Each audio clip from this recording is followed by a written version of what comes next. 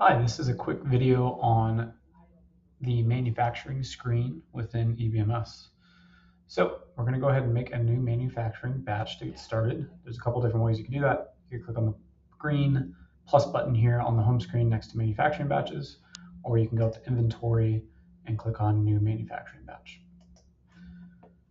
All right, that'll open the manufacturing batch screen.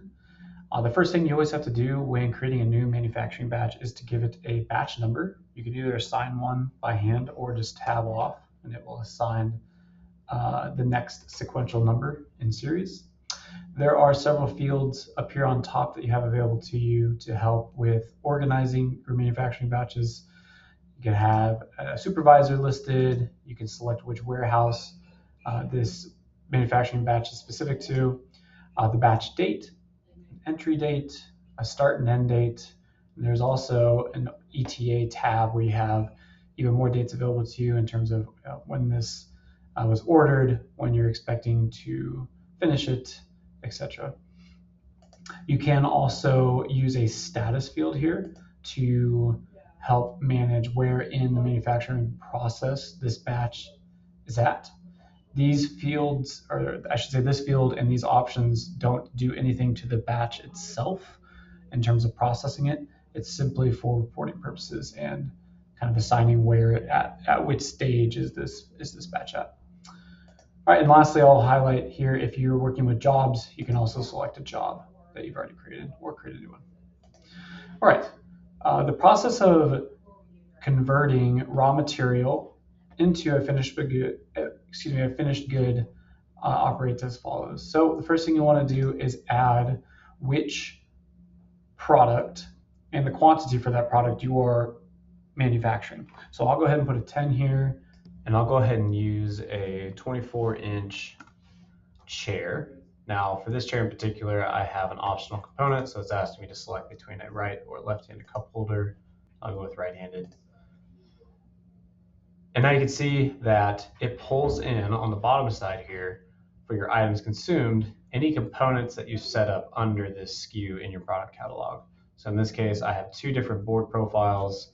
This red one, 1x4, there's 10 quantity for that. 1x6 blue, there's 12 linear feet of that. And then I have my right-handed cup holder, one of those. And then I also have a labor code, manufacturing labor, 3 hours worth for this work. Also want to mention over here on the right, the unit cost and then the total cost. Total cost would be your quantity times your unit cost. I'm going to go ahead and save this.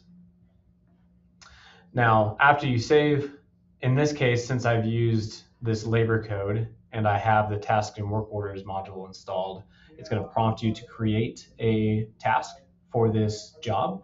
In this case, I won't do that, but that is a feature here. So I'll just close that. All right, the next step would be to talk about how the costs total. So this all costs in EBMS all flow from the original purchasing of a raw material, in this case for manufacturing. So you can see it's showing us what the costs are for each individual item from the original purchase order that we purchased these individual components from. And again, that would be these unit costs. Now, if you want to, you can right click on any of these lines and go to inventory links. And this will show you all the different purchase orders that still have available stock. In other words, stock you haven't used from purchase orders. So there's 3 here, but you can also select which, if you care to, purchase order it should be pulling the cost from and which material it should be using. So if I select any of these using this left side checkbox, it'll create a link here to the actual purchase order that this was originally purchased from. So we'll just leave it like this, but that's another nice feature if you need to associate the cost of a raw material to a specific purchase order. That's not the first in, first out method, because that is the default. Whatever's oldest in your stock, that's what's going to be used for the costing if left untouched. But I'll just leave that there alone for now. And then the other thing I want to point out is that the cost for your finished goods would then be a reflection of the costs for your items consumed. So again, from start to finish, from original purchase to, in this case, a manufacturing job to the eventual selling of the product, it's all connected. So you can be confident that the costing is correct and your margins are accurate. All right, the next step of this would be to mark the items consumed on the bottom. So there's a couple different ways you can do that. You can either indicate how much of it should be consumed just by typing in a number. So I'll just say 100 for this to match the quantity H times M. But there's an easier way to do this. You can click on edit on the top and do consume all items, and it will mark everything as consumed. So note that there. And then similar story, you could, for marking the finished good as manufactured, you could just indicate how many of these you've created. So I could just type 10 here, or I could do edit and manufacture all finished good items.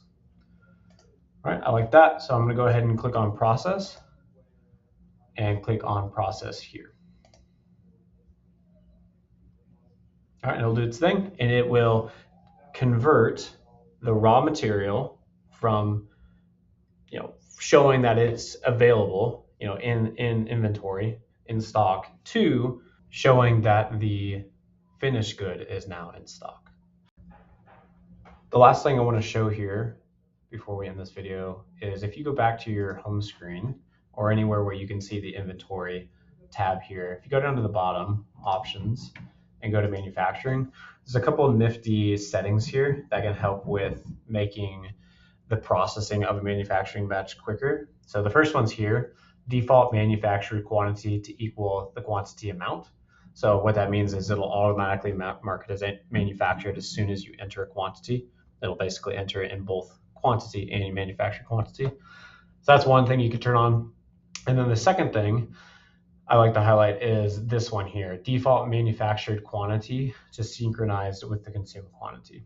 So that basically means that as soon as you mark the raw material as consumed, it will automatically mark the finished good as manufactured. All right, and that's a quick summary on how manufacturing can work in EBMS.